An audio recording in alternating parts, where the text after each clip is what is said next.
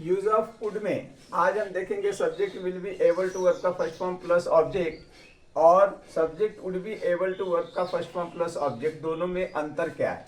Sense निकल कर आता है सकूंगा, सकूंगी, सकोगे, पाऊंगा, पाऊंगी, पाओगे। कर्ता किसी कार्य को कर पाएगा या कर्ता कुछ कर पाएगा के सेंस में इसको लिया गया। तो आपने स्ट्रक्चर को देखा। अब हम देखते हैं कि स्ट्रक्चर के आधार पर सेंटेंस को कैसे हम फ्रेम करेंगे दोनों सेंस में, और दोनों सेंस का अर्थ यहाँ पर क्या निकल करके आ रहा है।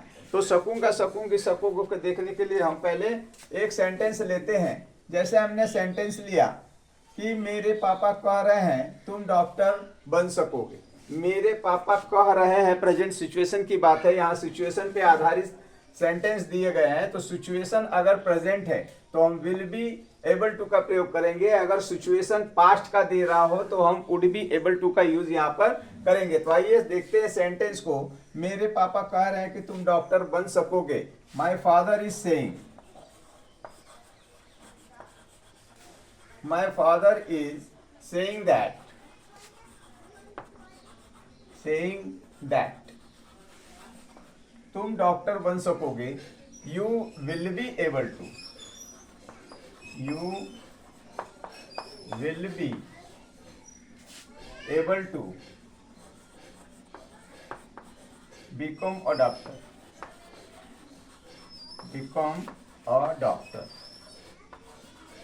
डॉक्टर। सिचुएशन यहाँ देखिए इस सेइंग है, प्रेजेंट की सिचुएशन है, इसलिए हमने यहाँ पर विल का यूज किया।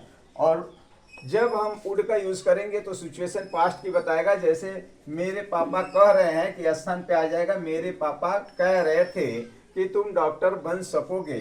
My father was saying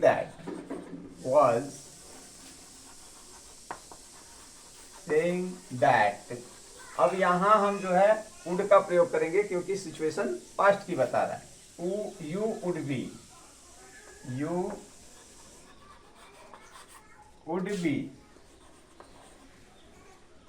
able to become a doctor,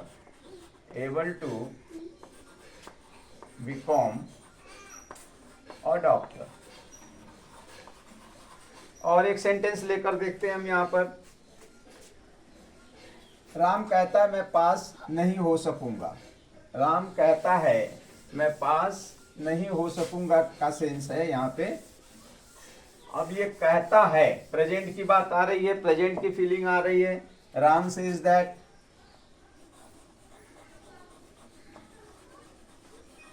Ram says that यानी राम कहता है कि मैं पास नहीं हो सकूंगा। तो I will not be able to get past. इसी सिचुएशन को जब हम पास्ट में बात करेंगे, राम ने कहा कि मैं पास नहीं हो सकूंगा या मैं पास नहीं हो पाऊंगा, तो Ram said that I could not be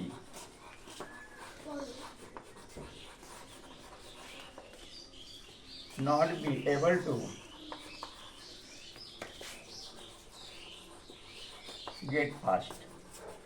तो आशा करता हूं कि आपको समझ में आ गया प्रेजेंट सिचुएशन और पास्ट सिचुएशन के विषय में।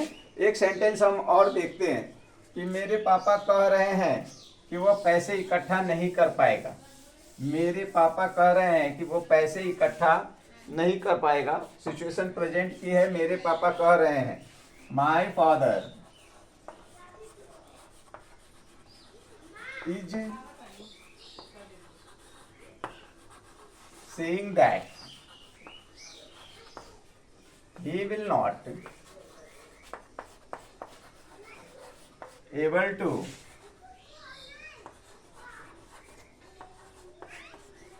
able to arrange money। इसी सिचुएशन को हम पास्ट में देखते हैं। मेरे पापा कह रहे थे कि वो पैसे इकट्ठा नहीं कर पाएगा।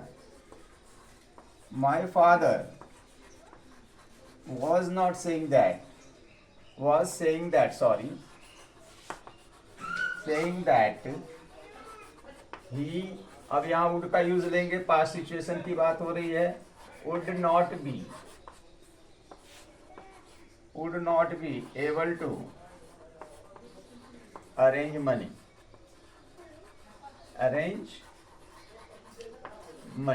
तो आपने देखा कि किस तरह से हमने जो है विल बी एबल टू को प्रेजेंट सिचुएशन और पास्ट सिचुएशन में यहाँ पर फ्रेम किया और आपको समझाने का प्रयास किया। आइए अगला स्ट्रक्चर हम देखते हैं।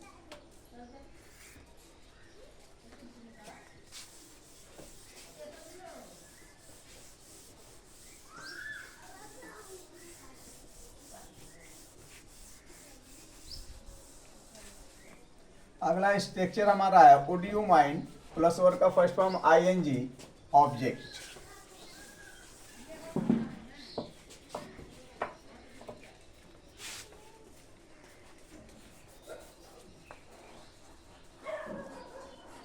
Would you mind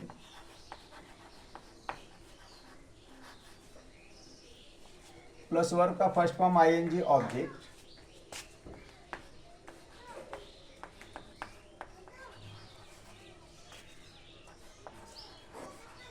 object permission के लिए इसका यूज हम करेंगे। सेंटेंस के जरिए से हम समझने का प्रयास करते हैं। यहां सेंस निकलता है, क्या आप कुछ करने का कष्ट करेंगे? क्या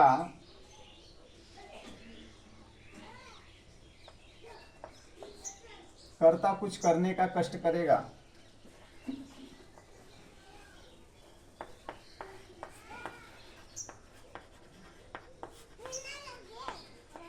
कर्ता कुछ करने का कष्ट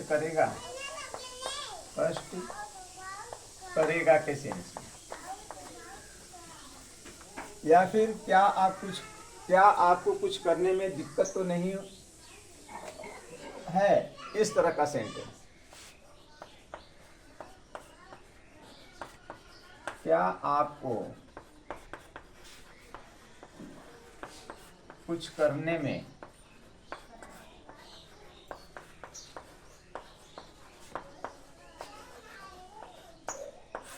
दिक्कत तो नहीं है? नहीं। इस तरह के सेंटेंस में वुड यू माइंड वर्ब का first form plus ING object permission के लिए, क्या कर्ता कुछ करने का कष्ट करेगा? क्या आप कुछ करने का कष्ट करेंगे? क्या कर्ता को कुछ करने में कोई दिक्कत तो नहीं है? इस तरह के सेंटेंस जो है आएंगे। आइए हम देखते हैं रिटन में, क्या आप अंग्रेजी बोलने का कष्ट करेंगे? हमने यहाँ लिया क्या आप अंग्रेजी बोलने का कष्ट करेंगे, तो इसका सेंस होगा would you mind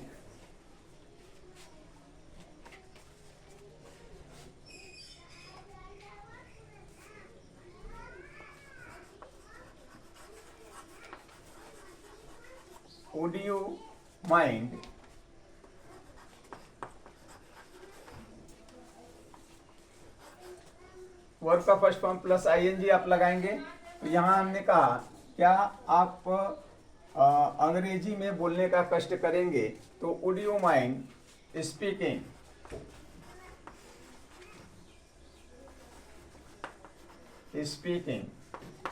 in English.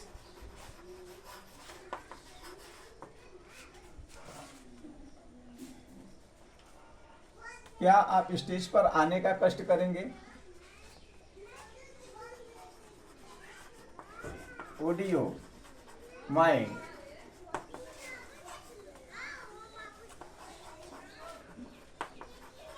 coming on the stage?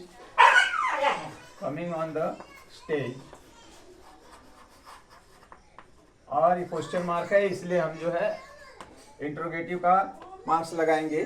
तो यहाँ देखिए, क्या आप अंग्रेजी बोलने का कष्ट करेंगे या फिर क्या आपको अंग्रेजी बोलने में कोई दिक्कत तो नहीं है, इस तरह से हम जो है कि इसका यूज करते हैं। Would you mind coming on the stage, अर्थात क्या आप अंग्रेजी में कहने का कष्ट करेंगे, बोलने का कष्ट करेंगे, या sorry would you mind coming on the stage, क्या आप स्टेज पर आने का कष्ट करेंगे या आपको स्टेज पर आने में कोई दिक्कत तो नहीं है।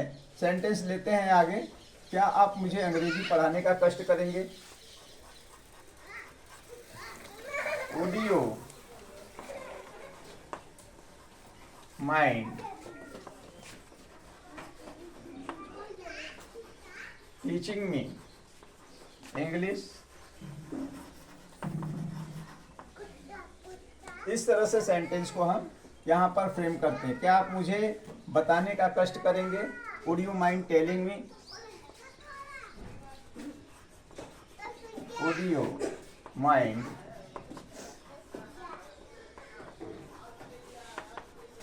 Telling me? इस तरह से हम जो है सेंस को इसमें लेते हैं। तो आपने देखा वुड यू माइंड को। अब हम देखते हैं अगला structure, would you mind if subject verb का फर्स्ट फॉर्म प्लस ऑब्जेक्ट।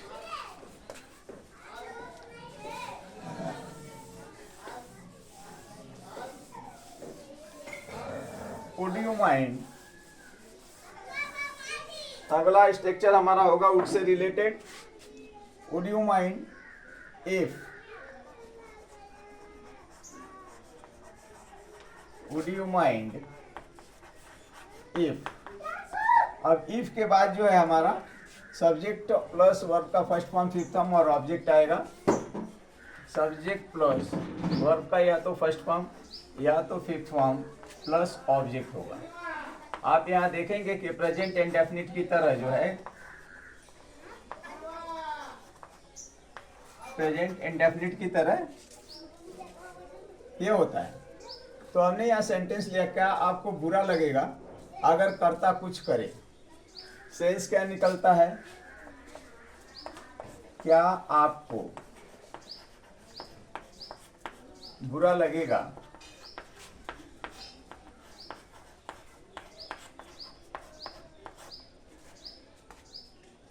यदि कर्ता कुछ करे?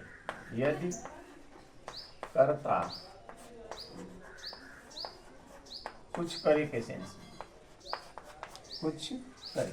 क्या आपको बुरा लगेगा मैं बाजार जाऊं? Would you mind if. अब यहाँ जो है सब्जेक्ट में आप देखेंगे सब्जेक्ट के अकॉर्डिंग वर्ब का फर्स्ट फॉर्म या फिफ्थ फॉर्म का प्रयोग किया जाता है। समझ में आई बात? तो आइए देखते हैं, सेंटेंस के जरिए से समझने का प्रयास करते हैं। कि आपको बुरा लगेगा अगर कर्ता कुछ करे के सेंस में हम जो है यहाँ पे वुड का भी प्रयोग करते हैं। और आप देखेंगे कि एक स्ट्रक्चर और भी है इसके लिए, do you mind. Do you mind if subject plus verb का फर्स्ट फॉर्म या वर्ब का फिफ्थ फॉर्म प्लस ऑब्जेक्ट। दोनों सेंस एक ही देता है कि आपको बुरा लगेगा यदि कर्ता कुछ करे। तो आइए इस पर आधारित हम एक सेंटेंस देखते हैं और समझने का प्रयास करते हैं कि किस तरह से इस सेंटेंस को हम फ्रेम करेंगे। क्या आपको बुरा लगेगा अगर मैं गाना गाऊं? तो क्या आपको बुरा लगेगा अगर मैं गाना गाऊं? Would you mind if I sing a song? Would you mind if I sing a song? समझने का प्रयास कीजिए। यहाँ सब्जेक्ट हमारा आई है, इसके अकॉर्डिंग हमने वर्ब का फर्स्ट फॉर्म का प्रयोग यहाँ पे किया है। तो ध्यान दीजिएगा, इसी सेंटेंस को फिर हम बना रहे हैं। Do say do you mind if I sing a song. तो दोनों तरह से ये सेंटेंस जो है अपने आप में ओके, इसमें कोई डाउट नहीं है। किसी भी तरह से आप बना सकते हैं, या वुड से बना सकते हैं, या फिर आप जो है कि डू से भी इसको फ्रेम कर सकते हैं। एक सेंटेंस और लेते हैं हम और समझने का प्रयास करते हैं इसको।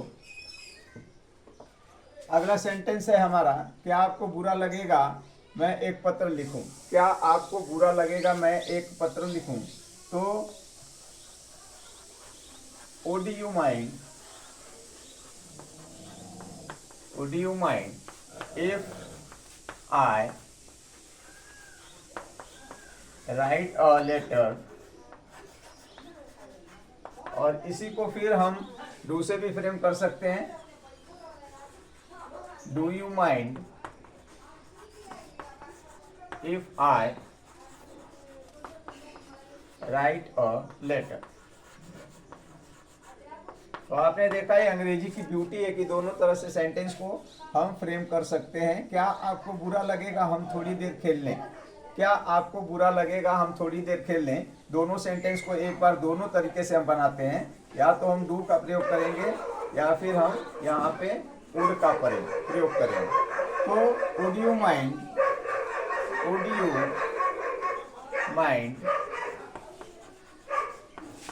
इफ, और हम थोड़ी देर खेलने के लिए we play for a while. We हमारा सब्जेक्ट है, यहाँ पे वर्ब का फर्स्ट फॉर्म का प्रयोग करेंगे, we play for a while. तो आपने देखा कि किस तरह से हमने सेंटेंस को फ्रेम किया। बने रहिए आप अपने